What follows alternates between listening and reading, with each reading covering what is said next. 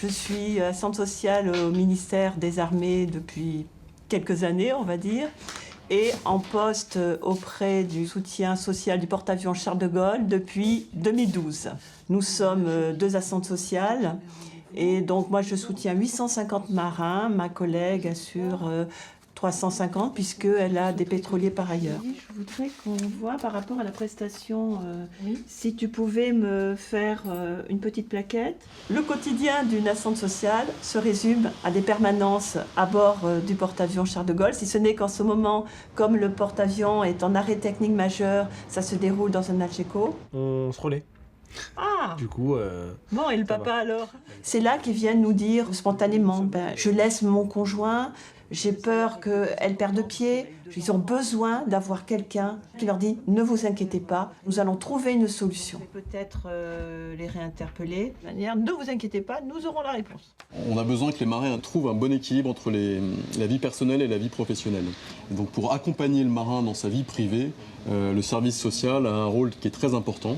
Finalement, même les contraintes d'un chantier comme celui qu'on vit en ce moment pèsent également sur la vie familiale. Et puis les difficultés de la vie n'épargnent personne. Et donc le marin, comme tout professionnel, a besoin d'être accompagné dans sa vie personnelle par les services sociaux. J'ai eu la chance d'être embarquée à 3 reprises. Donc là, je vois ce que c'est, d'autant plus que moi j'ai en charge tout ce qui est le pendant-vol. Ils font un travail où il y a une tension réelle, où ils dépendent les uns des autres. Je me dis, mais pour faire ça, il ne faut pas du tout être préoccupé par un problème familial.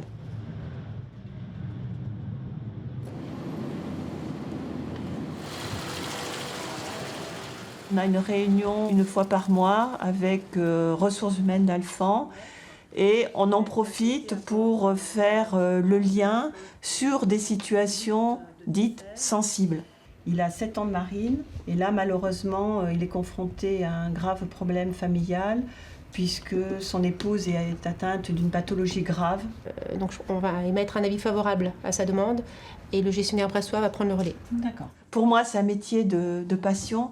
C'est un métier où j'ai des contacts avec les autres, où je peux les accompagner dans les différentes démarches, les aider à traverser une période difficile, à leur offrir un lieu d'écoute et un soutien psychologique, et surtout qu'ils redeviennent acteurs de leur vie.